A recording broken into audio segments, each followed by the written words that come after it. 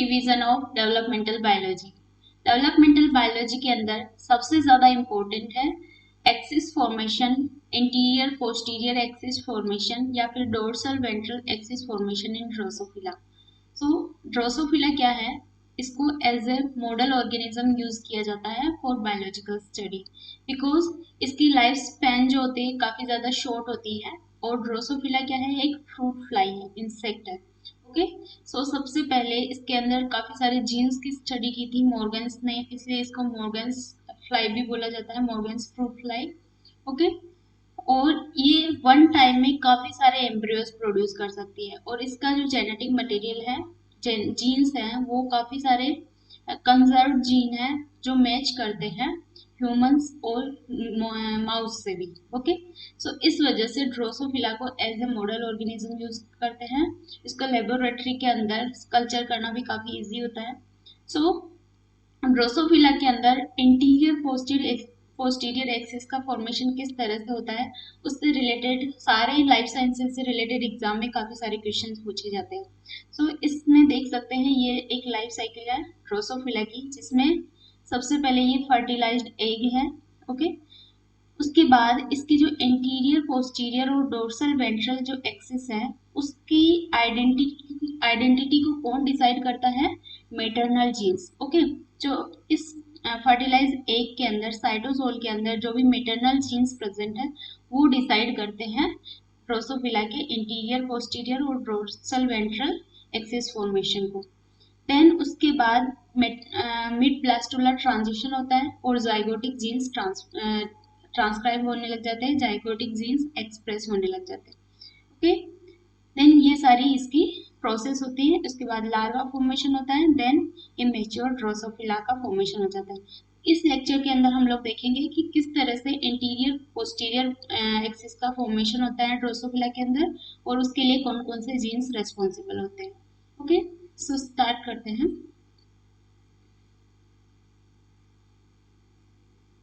I hope आपको clearly दिखाई दे रहा होगा।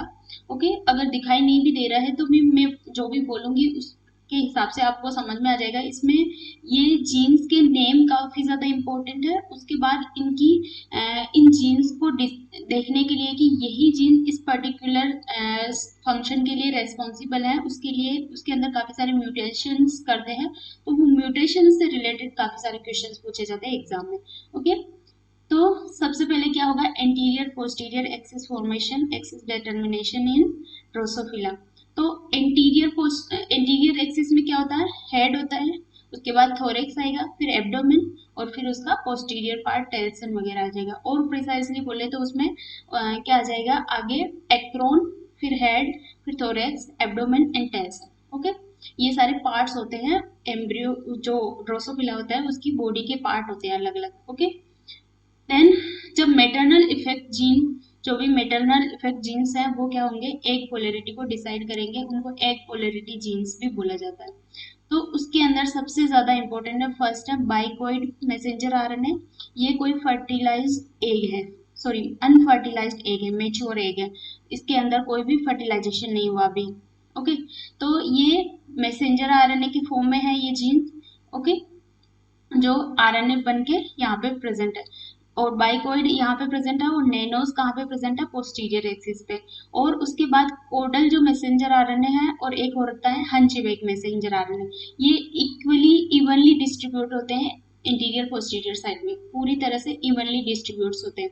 लेकिन बाइकॉइड और नैनोज का क्या होता है, ग्रेडियंट फॉर्म होता है। यहाँ पे देख सकते हैं ये क्या हो रहा है, ग्रेडियंट फॉर्म हो रहा है। ग्रेडियंट मीन्स यहाँ पे हायर लेवल से लोअर लेवल की तरफ इस तरह से ग्रेडियंट का फॉर्मेशन होगा। तो ये जो ग्रेडियंट है यहाँ पे, ये किसका है, नैनोज का ग्रेडियंट है, और ये किसका है, बाइकॉइड का जो ग्रेडियंट है। ओके, इसके बाद हंचबैक और कोडल जो इवनली डिस्ट्रीब्यूट रहेंगे। सो इसके अलावा इसके अंदर कुछ साइटोप्लाज्मिक डिटरमिनेंट्स रहते हैं, ये सारे प्रोटीन्स हैं, तो इनकी इनकी ज्यादा इंपॉर्टेंस नहीं है। Bicoid messenger RNA bound to cytoskeleton to future anterior fold. Okay, तो साइटोस्केलेटन से बाउंड रहते हैं। इसी तरह से नैनोज मैसेंजर आरएनए भी साइटोस्केलेटन से बाउंड रहता है for future posterior polarization. Okay, so ये सारे थे मेच्योर एग के अंदर protein sorry messenger RNA present है। अब जब एक का फर्टिलाइजेशन होगा उसके बाद क्या होगा, इसमें सेल्यूलराइजेशन होगा और सेल्यूलर ब्लास्टोडर्म और डिटर्मिनेशन होगा। तो डेवलपमेंटल बायोलॉजी के अंदर टू टर्मिनोलॉजी आती है, एक होता है स्पेसिफिकेशन और एक होता है डिटर्मिनेशन। ओके, तो स्पेसिफिकेशन मीन्स कोई भी जो सेगमेंट है पर्टिकुलर सेल का, वो क्या करता है, वो डिसाइड करता है, पर्टिकुलर सेल उसकी फेट को डिसाइड करती है। तो वो फेट अगर वापस से रिवर्सिबल हो सकती है कि ये इस सेल को न्यूरॉन्स फॉर्मेशन करना था, उसके बाद वो दूसरी न्यूरॉन फॉर्म करने लग गई या फिर कोई आइज का फॉर्मेशन करने लगी, तो उसको क्या बोलते हैं, स्पेसिफाइड हुई है। और अर्ली जो डेवलपमेंटल स्टेजेस होते हैं उसके अंदर सिर्फ स्पेसिफिकेशन हुआ रहता है।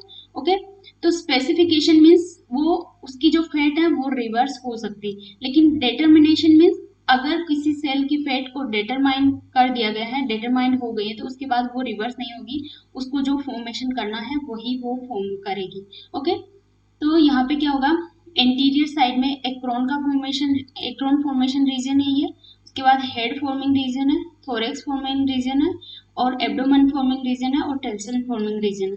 इट मीन्स यहाँ पे क्या हो चुका है, डिटर्मिनेशन हो चुका है, ये सारे सेगमेंट्स डिवाइड हो चुके हैं, डिटरमाइंड हो गए कि यहाँ पे इन सेगमेंट्स का ये सारे ऑर्गन्स का फॉर्मेशन ऑफ मॉर्फोजन ग्रेडियंट। सो सबसे पहले मेच्योर oocyte के अंदर बाइकॉइड और नैनोज का एक ग्रेडियंट फॉर्म होगा इंटीरियर एंड पोस्टीरियर साइड पे। और यहाँ पे देख सकते हैं hunchback and codal messenger RNA वो इक्वली डिस्ट्रीब्यूट है इंटीरियर टू पोस्टीरियर साइड में। सो अब जब सबसे पहले एग फर्टिलाइज होगा, उसके बाद early cleavage embryo proteins, early cleavage जब होगा उसमें क्या होगा, इस तरह से बाइकॉइड का जो ग्रेडियंट है वो तो एज इट इज रहेगा एंड नेनोस का भी इसी तरह से रहेगा, बट यहाँ पे हंचबैक और कोडल का भी ग्रेडियंट फॉर्म होने लग गया है, बिकॉज कोडल बाइकॉइड प्रोटीन क्या करती है, ट्रांसलेशनल इनिबिशन करती है कोडल मैसेंजर आरएनए का। इट मीन्स इंटीरियर साइड पे कोडल प्रोटीन एक्सप्रेस नहीं हो पाएगी, बिकॉज यहाँ पे बाइकॉइड एक्सप्रेस हो रहा था और वो कोडल प्रोटीन को क्या कर रहा है, इनिबिट कर रहा है। इसी तरह से नेनोज फ्यूमिलियो के साथ मिलके क्या करेगा, हंचबैक मैसेंजर आरएनए का ट्रांसलेशनल इनिबिशन करेगा और हंचबैक प्रोटीन का फॉर्मेशन इधर एंड पोस्टीरियर साइड पे नहीं फॉर्म होने देगा। इस वजह से हंचबैक का ग्रेडियंट फॉर्म होने लग जाता है एंटीरियर साइड में और कोडल का ग्रेडियंट फॉर्म होगा पोस्टीरियर साइड में। सो यहाँ पे इन दोनों चारों प्रोटीन्स के नाम काफी ज्यादा इंपॉर्टेंट है। बाइकॉइड और हंचबैक एक्सप्रेस होते हैं इंटीरियर साइड में और कोडल और नेनोज एक्सप्रेस होते हैं पोस्टीरियर साइड में। ओके, जब इनका ग्रेडियंट फॉर्म हो चुका है देन उसके बाद क्या होगा, इसके बाद क्या होगा, ये सारे ग्रेडियंट्स फॉर्म होने लग गए हैं। इसके अलावा कुछ बाइकॉइड, नैनोज, कोडल और हंचबैक के अलावा भी काफी सारे कुछ प्रोटीन्स होते हैं जो एक्सप्रेस होने लग जाते हैं, लाइक टोर्सो। ओके, यहाँ पे इसके काफी ज्यादा फनी नेम है। इसमें ग्राचो एक फिल्म स्टार थे जिनके नाम पे इसका ग्राचो नाम दिया हुआ है, इसको कैपिकुआ भी बोला जाता है। ओके, और बाइकॉइड इसमें जो नोमेनक्लेचर दिया हुआ है आपको, अगर ये ड्रोसोफिला अगर आपने पहले से पढ़ रखा है तो आपको बिल्कुल फेमिलियर लगेंगे ये नेम, अदरवाइज आपने और अगर क्वेश्चन सॉल्व किए हैं तो ऑब्वियसली आपको फेमिलियर लगेंगे, और अगर नहीं किए हैं तो आपको ऐसा लगेगा कि ये किसी अनादर प्लेनेट से आए हुए हैं। ओके, सो इसलिए आपको इनके प्रोटीन्स के नाम तो बिल्कुल याद होना ही चाहिए। आप किसी भी अपनी खुद की ट्रिक बनाओ उसके अकॉर्डिंग इनके नाम याद करो, और काफी ज्यादा नाम याद करने की जरूरत नहीं है कि सारे प्रोटीन के नाम याद कर लो, लेकिन जो ज्यादा इंपॉर्टेंट है और क्वेश्चन से एनालाइज कर सकते हो कि क्वेश्चन के अंदर ज्यादा कौन से पूछे जाते हैं। ओके, तो बाइकॉइड और हंचबैक और नैनोज और कोडल ये तो काफी ज्यादा इंपॉर्टेंट है। इसमें क्या होगा, उसके बाद सेंटर साइड में इधर यहाँ पे क्या होगा, केपिकुआ का एक्सप्रेशन होगा जिसको ग्राचो भी बोलते हैं। ओके, और केपिकुआ का जो एक्सप्रेशन होता है बीच में, तो वो क्या करता है, ट्रांसक्रिप्शनल इनिबिशन करता है हकिंगबेन और टेललेस का। तो हकिंगबेन और टेललेस एंटीरियर साइड में भी एक्सप्रेस होंगे, पोस्टीरियर साइड में भी एक्सप्रेस होंगे, लेकिन सेंट्रल साइड में यहाँ पे सेंटर में ये एक्सप्रेस नहीं हो पाएंगे बिकॉज यहाँ पे क्या हो रहा है, केपिकुआ का एक्सप्रेशन हो रहा है। तो ये टोर्सल साइड, टोर्सो है यहाँ एक्सप्रेस हो रहा है, टोर्सो यहाँ पे भी एक्सप्रेस हो रहा है। और केपिकुआ और ब्राचो एंटीरियर पोस्टीरियर साइड पे एक्सप्रेस नहीं हो पाएगा बिकॉज टोर्सो क्या करेगा, इसको इनहिबिट करेगा। ओके, तो अब इसका इंटीरियर टू पोस्टीरियर साइड अगर देखें पूरा, तो सबसे पहले एक्रोन बनेगा जिसके लिए रेस्पॉन्सिबल है बाइकॉइड, ओके, हकिंग बेन और टेललेस। उसके बाद बनेगा हेड जिसके लिए रेस्पॉन्सिबल है प्रोटीन बाइकॉइड, ओके, और हंचबैक। उसके बाद थोरेक्स जिसके लिए बाइकॉइड प्रोटीन और कोडल प्रोटीन। देन एब्डोमेन के लिए है नेनोस, कोडल, टेल्सिन, हकिंगबेन और टेललेस। ओके, तो ये सारी प्रोटीन्स के नाम आपको पता होना चाहिए और ये सारे ऑर्गन्स हैं, ये इसके सेगमेंट्स हैं अलग अलग। नेक्स्ट इज, अब इसमें एक्सपेरिमेंट करके देखा कि इंटीरियर साइड पे बाइकोइड ही एक्सप्रेस हो रहा है, इंटीरियर साइड के लिए रेस्पॉन्सिबल है बाइकोइड। इसके लिए इसका पता कैसे चला, उसकी नेसेसिटी और सफिशिएंसी को देखने के लिए एक एक्सपेरिमेंट किया गया। अगर हम लोग किसी भी चीज की नेसेसिटी को देखते हैं तो वहां पे क्या करते हैं, उस चीज को, उस जीन को म्यूटेंट कर देते हैं, जिसकी वजह से उसका पता चल जाता है कि ये क्या है, नेसेसरी है इस पर्टिकुलर रीजन के लिए। तो नॉर्मल डेवलपमेंट में क्या होगा, बाइकोइड ये वाइल्ड टाइप है जिसमें नेनोस पोस्टीरियर साइड में एक्सप्रेस हो रहा है, और एक्रोन हेड, थोरेक्स, एब्डोमेन और टेल्सिन का फॉर्मेशन हो रहा है। अगर बाइकोइड डेफिशिएंट म्यूटेंट था, बाइकोइड अगर प्रेजेंट नहीं था किसी ड्रोसोफिला के अंदर, तो फिर क्या होगा, नेनोस का इस तरह से आरएनए होगा। उसके बाद क्या होगा, प्रोसीड फॉर नॉर्मल डेवलपमेंट, तो यहाँ पे आगे टेल्सन का फॉर्मेशन होगा, पीछे भी टेल्सन का फॉर्मेशन होगा, बीच में पूरा रीजन जो हेड और थोरेक्स वाला रीजन था वो किस में कन्वर्ट हो जाएगा, एब्डोमेन में कन्वर्ट हो जाएगा। हेड और थोरेक्स बिल्कुल फॉर्म नहीं होगा अगर बाइकोइड डेफिशिएंट है। तो इससे क्या पता चला, bicoid necessary for anterior structure formation. Okay, then अब इसकी नेसेसिटी तो हमें पता चल गई, अब सफिशिएंट है या नहीं उसके लिए देखते हैं। क्योंकि नेसेसिटी तो पता चल गई कि बाइकोइड इस चीज के लिए रेस्पॉन्सिबल है, लेकिन सफिशिएंसी मींस अगर सिर्फ बाइकोइड ही रेस्पॉन्सिबल है या फिर अनदर प्रोटीन भी इसके साथ मिलके काम कर रही है, तो उसके लिए हम क्या देखेंगे, इसकी सफिशिएंसी। तो बाइकोइड को अगर हमने टुवर्ड्स एंटीरियर साइड, अगर कोई बाइकोइड म्यूटेंट था, बाइकोइड डेफिशिएंट म्यूटेंट कोई ऑर्गेनिज्म था, कोई लार्वा था, कोई एग था, उसके अंदर क्या किया, एडिशन कर दिया बाइकोइड मैसेंजर आरएनए का बाहर से, तो फिर क्या देखा कि नॉर्मल डेवलपमेंट हुआ। इट मींस क्या है, bicoid sufficient for interior axis formation. Okay, head to tail यहाँ पे वाइल्ड टाइप एम्ब्रियो का फॉर्मेशन होने लग गया, तो bicoid is sufficient for interior structure formation. इसी तरह से addition of bicoid in middle region of bicoid deficient mutant, अगर कोई बाइकोइड डेफिशिएंट म्यूटेंट था उसके मिडिल रीजन के अंदर बाइकोइड, अगर यहाँ पे बाइकोइड का एडिशन किया तो फिर क्या होगा, टेल्सिन का फॉर्मेशन होगा, थोरेक्स का फॉर्मेशन होगा, और बीच में जहां पे बाइकोइड डाला वहां पे क्या हो जाएगा, हेड का फॉर्मेशन हो जाएगा, और उसके बाद जो उसका लो ग्रेडियंट है वहां पे क्या होगा, थोरेक्स का फॉर्मेशन होगा, और एंड पे एब्डोमेन और टेल्सिन का फॉर्मेशन होगा। तो head in the middle phenotype, okay, tail और हेड का फॉर्मेशन होगा, एब्डोमेन का फॉर्मेशन होगा ही नहीं यहाँ पे।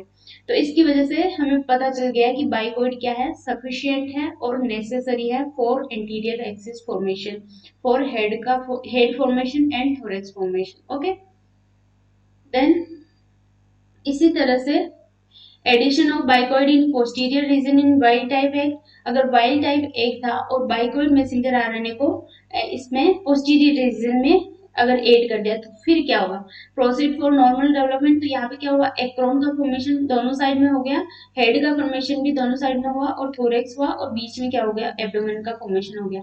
इट मींस इससे क्या पता चलता है, बाइकोइड क्या है, डोमिनेंट है ओवर नेनोस, क्योंकि अगर यहाँ पे बाइकोइड अगर डोमिनेंट नहीं होता तो नेनोस का एक्सप्रेशन ज्यादा होता, तो इससे क्या पता चलता है, बाइकोइड इज डोमिनेंट ओवर नेनोस। ओके, तो डबल हेड का फॉर्मेशन कब होगा, इस तरह के एक्सपेरिमेंटल क्वेश्चंस पूछे जाते हैं सीएसआई और नेट के अंदर, काफी सारे क्वेश्चंस पूछे जाते हैं कि डबल हेड का फॉर्मेशन कब होगा, तो जब इसको पोस्टीरियर साइड में नॉर्मल, अगर कोई एग है नॉर्मल मेच्योर एग, उसके पोस्टीरियर साइड में एडिशन करेंगे बाइकोइड का, तो फिर क्या होगा, डबल हेड का फॉर्मेशन होगा।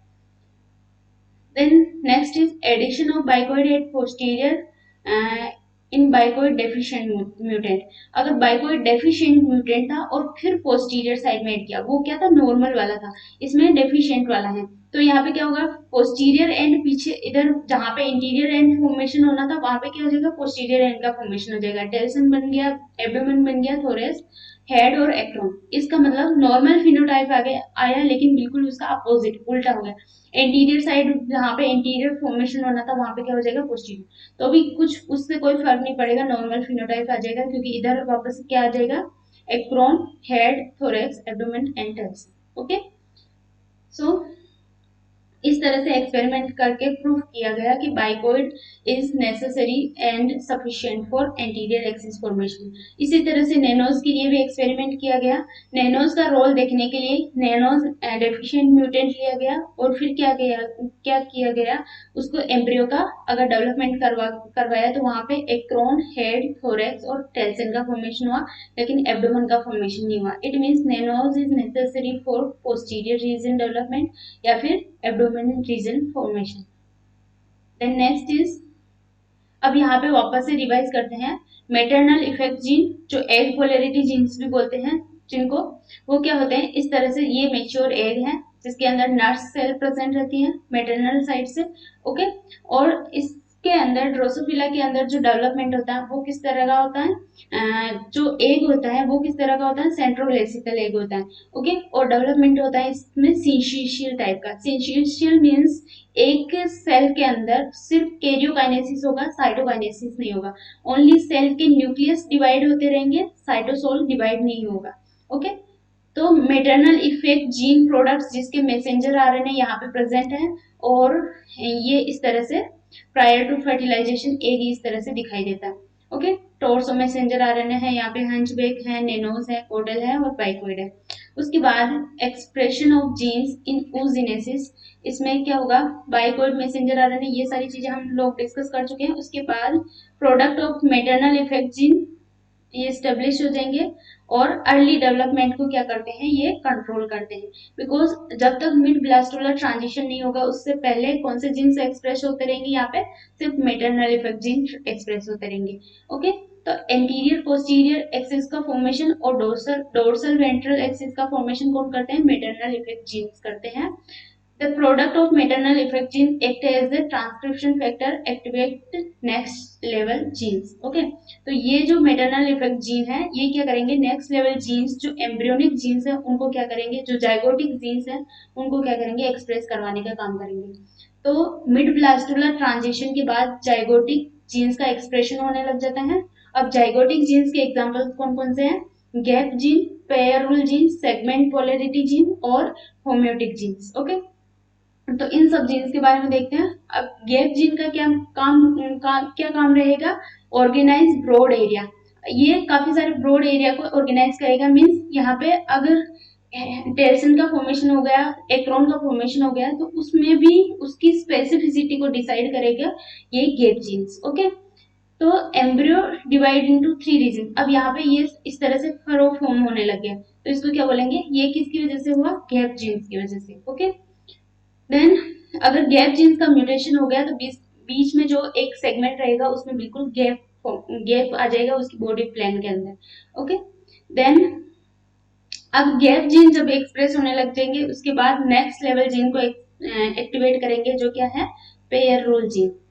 ओके, तो pair rule jeans divide embryo into unit of 2 segment के अंदर डिवाइड कर देते हैं, और इसमें काफी सारे सेगमेंटेशन होने लग जाते हैं। इस तरह से हम लोग जब ड्रोसोफिला, मेच्योर ड्रोसोफिला को देखते हैं तो उसके अंदर काफी सारे इस तरह से सेगमेंट्स प्रेजेंट रहते हैं। एब्डोमिनल रीजन के अंदर भी काफी सारे सेगमेंट्स प्रेजेंट रहेंगे, थोरेक्स रीजन के अंदर भी रहेंगे, और इसी तरह से हेड रीजन के अंदर भी रहते हैं। तो इस तरह से जो वो सेगमेंट का फॉर्मेशन कौन करवाते हैं, पेयर रूल जीन, और ये सारे जीन्स पेयर्स के अंदर वर्क करते हैं। ओके, जैसे इसमें ओड स्किप्ड है, तो ये 1, 3 और 5 इनका जो नोमेनक्लेचर दिया है उसके म्यूटेशन के बेस पे दिया है। ओड स्किप मींस इस तरह से ओड रीजन वाला जो रीजन है, अगर ओड स्किप रीजन में म्यूटेशन हो जाएगा तो ये 1, 3, 5 इस तरह के ये वाले सेगमेंट्स फॉर्म नहीं होंगे। इसी तरह से even skipped gene, okay, mutation result in embryo missing every other segment, अगर इसमें म्यूटेशन हो गया तो एक के बाद एक जो सेगमेंट आ रहा है वो क्या होगा, मिसिंग होगा इसमें। उसके बाद product of pair rule gene activate next level of gene, जो कौन से होंगे, segment polarity gene. Segment polarity genes मतलब ये सेगमेंट फॉर्म हो गया है, उसके बाद इसकी भी पोलैरिटी को कौन डिसाइड करेगा कि पर्टिकुलर सेगमेंट के अंदर एंटीरियर रीजन कौन सा होगा, पोस्टीरियर रीजन कौन सा होगा, उसको डिसाइड कौन करेगा, सेगमेंट पोलैरिटी जीन्स। ओके, तो determine boundaries and interior posterior organization of each segment, यहाँ पे देख सकते हैं। ओके, तो ये सारे gap gene, pair rule gene और सेगमेंट पोलैरिटी जीन, इन सबको क्या बोला जाता है, सेगमेंटेशन जीन्स भी बोला जाता है। तो ये एक पर्टिकुलर एक सेगमेंट है। ओके, और इस सेगमेंट की इंटीरियर साइड और पोस्टीरियर साइड को डिसाइड करने का काम करते हैं सेगमेंट पोलैरिटी जीन। और अगर इनके अंदर म्यूटेशन आ गया तो क्या होगा, result into structure duplication in form of mirror image. अगर एक जीन के अंदर यहाँ पे पोस्टीरियर रीजन वाला जीन जो फॉर्म कर रहा था उसके अंदर म्यूटेशन हो गया तो यहाँ पे एंटीरियर, इधर भी एंटीरियर होगा, इधर भी एंटीरियर, इट मीन्स यहाँ पे मिरर इमेज का फॉर्मेशन होगा। Okay, result in segment in which posterior structure are replaced with reverse. Okay, तो पोस्टीरियर स्ट्रक्चर रिप्लेस हो जाएगी इंटीरियर स्ट्रक्चर से। लाइक यहाँ पे देख सकते हैं, यहाँ पे कोई सपोज एक जीन लेते हैं जिसका नाम है ए जीन, जो एंटीरियर रीजन पे एक्सप्रेस कर रहा था, और यहाँ पे बी जीन है जो पोस्टीरियर रीजन पे एक्सप्रेस कर रहा था। अगर बी जीन के अंदर म्यूटेशन हो गया तो फिर क्या होगा, ए जीन दोनों साइड में एक्सप्रेस होगा, तो यहाँ पे क्या हो गया, एक मिरर इमेज का फॉर्मेशन हो गया। तो इस तरह से segment polarity genes particular segment की पोलैरिटी को डिसाइड करते हैं, और उसके अंदर काफी सारे टू मेन जो इंटीरियर और पोस्टीरियर साइड को डिसाइड करते हैं, टू मेन जीन्स प्रेजेंट होते हैं, टू मेन प्रोटीन होते हैं, उनके बारे में अभी देखेंगे, उनकी सिग्नलिंग। ओके, तो ये सारे जीन्स क्या करते हैं, product of these genes activate next level gene, जो क्या होंगे, होम्योटिक जीन्स, जो ऑर्गन की आइडेंटिटी को डिसाइड करेंगे। तो उन जीन्स को समझने से पहले सेगमेंट पोलैरिटी जीन्स के बारे में देखते हैं। और सेगमेंट पोलैरिटी जीन्स जो इंटीरियर पोस्टीरियर साइड को डिसाइड करते हैं वो होते हैं विंगलेस और एंग्रेड।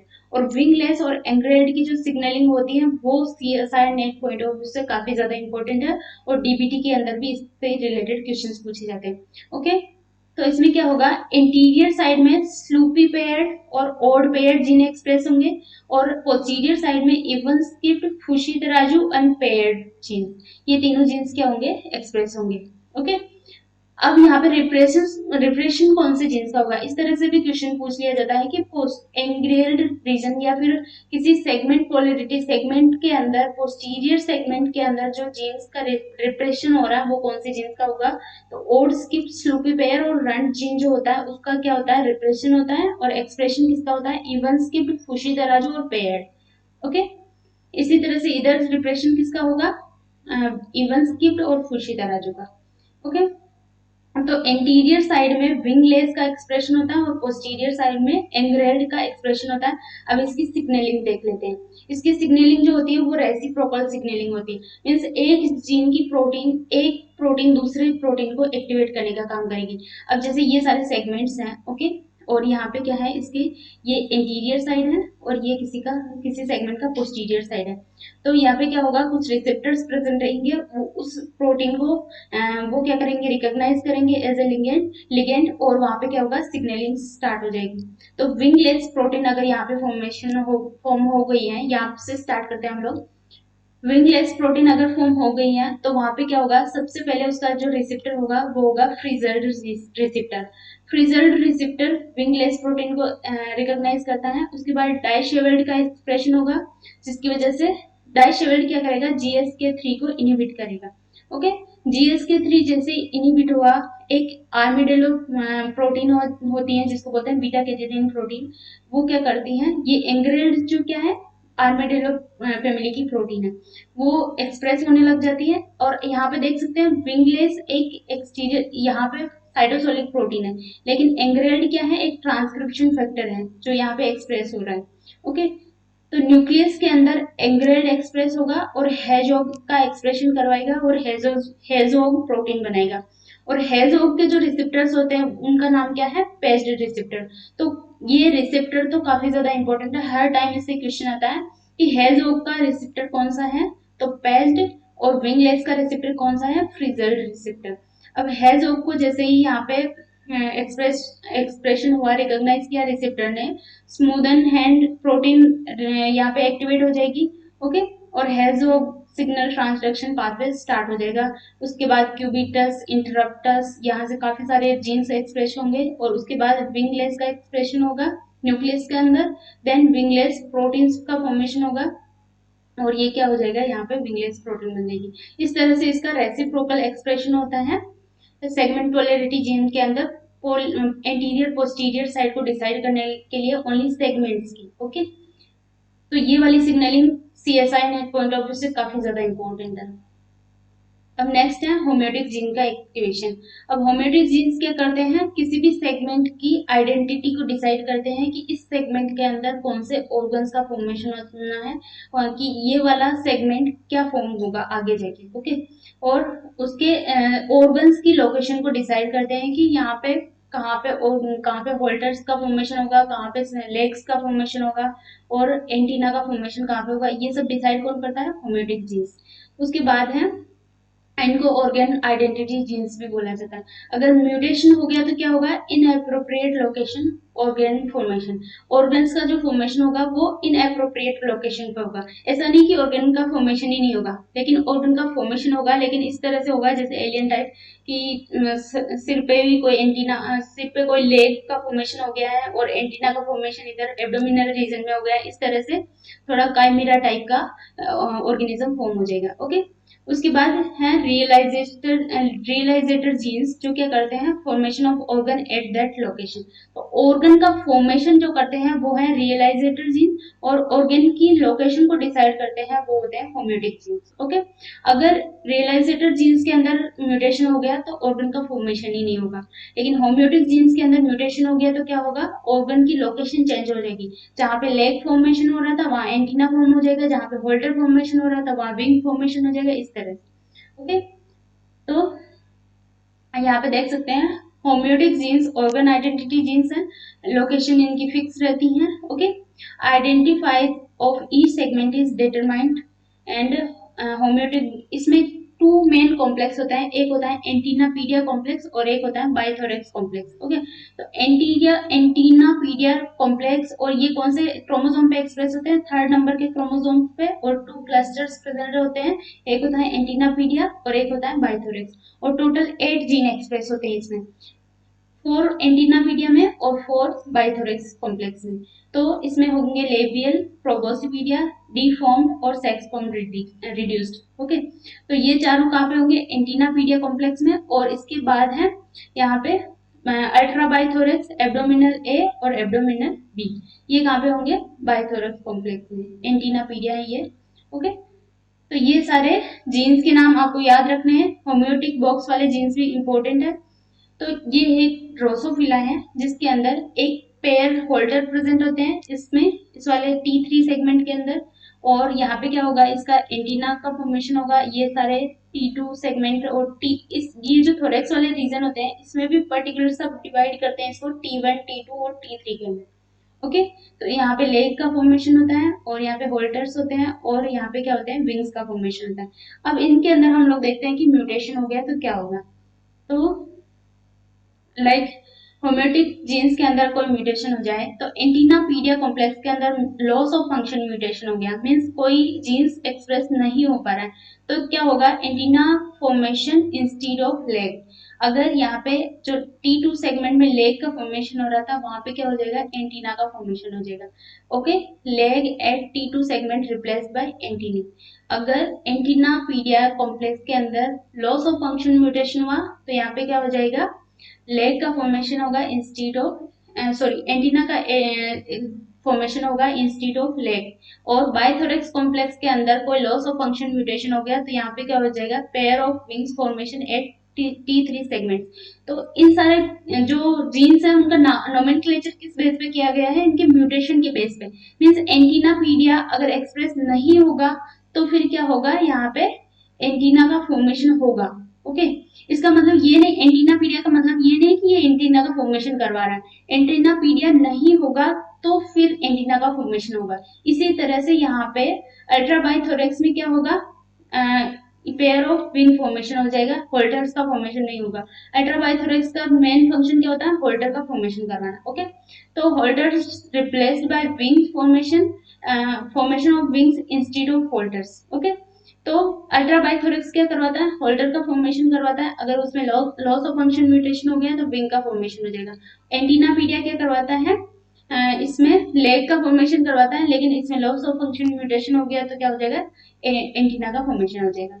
इसी तरह से अब इसमें गेन ऑफ फंक्शन म्यूटेशन करवा दिया तो क्या होगा, gain of function mutation means particular gene को ओवर एक्सप्रेस करवा रहे हैं। उसमें क्या करवा रहे थे, उसको बिल्कुल वहां से रिमूव कर रहे थे, उस वाले जीन को क्या कर रहे थे, रिप्रेस कर रहे थे। ओके, तो एंटीनापीडिया gene dominant, gain of function mutation हो गया और ओवर एक्सप्रेशन हो गया। अब क्वेश्चन में आपको डोमिनेंट म्यूटेशन भी दे सकते हैं, गेन ऑफ फंक्शन म्यूटेशन भी दे सकते हैं और ओवर एक्सप्रेशन भी दे सकते हैं। ओके ओके, तो यहाँ पे क्या होगा, इंस्टेड ऑफ एंटीना लेग का फॉर्मेशन होगा। अब इस तरह का ड्रोसोफिला दिखाई देगा, बिल्कुल एलियन टाइप का। ओके, तो यहाँ पे बेचारे के एंटीना की जगह पे क्या आ जाएगा, लेग का फॉर्मेशन हो जाएगा। Antenna replace by leg, antinapedia misexpressed in the head region. Okay, so normal function of antinapedia, leg formation in T2 segment. normal function क्या है antinapedia का, T2 segment में leg का formation करवाना और repress genes that induce antennae development। अगर इसके अंदर repression हो गया loss of function mutation हो गया तो क्या होगा, यहाँ पे antennae का formation हो जाएगा। ओके, अब यहाँ पे ओवर एक्सप्रेशन हो गया अगर अल्ट्राबाइथोरेक्स का, तो फिर क्या होगा, ज्यादा इसमें एक्स्ट्रा होल्डर्स का फॉर्मेशन हो जाएगा, 2 पेयर्स ऑफ होल्डर फॉर्मेशन हो जाएगा। अब पहले नॉर्मली क्या होता है, 1 पेयर ऑफ होल्डर्स प्रेजेंट रहते हैं, लेकिन विंग्स की जगह पे भी यहाँ पे क्या आ जाएगा, होल्डर्स का फॉर्मेशन होगा अगर अल्ट्राबाइथोरेक्स ओवर एक्सप्रेस हो गया तो। ओके, तो नॉर्मल फंक्शन ऑफ अल्ट्राबाइथोरेक्स का क्या है, normal function haltere formation at T3 segment and inhibit wing का फॉर्मेशन। ओके, तो विंग फॉर्मेशन को इनिबिट करते हैं T3 सेगमेंट में और होल्डर का फॉर्मेशन करवाते हैं अल्ट्राबाइथोरेक्स। ओके, बार बार मैं इसलिए बोल रही हूँ ये सारे जीन्स के नाम, क्योंकि आपको इन सारे जीन्स के नाम याद होना काफी ज्यादा जरूरी है और developmental biology CSI net point of view से और DBT JRF के लिए काफी ज्यादा इंपॉर्टेंट सब्जेक्ट है। ओके, तो ये था एंटीरियर पोस्टीरियर एक्सिस फॉर्मेशन। मुझे पता है आपको थोड़ा सा हेक्टिक लग रहा होगा, लेकिन अब जब आप पढ़ने लग जाओगे तो ये बिल्कुल इजी हो जाएगा और आपको काफी ज्यादा इंटरेस्टिंग भी लगेगा। Okay, so I hope you like this video. Thank you so much for watching. अगर आपको फिर भी कोई डाउट रहता है तो मुझे कमेंट सेक्शन में पूछ सकते हो। So thank you so much.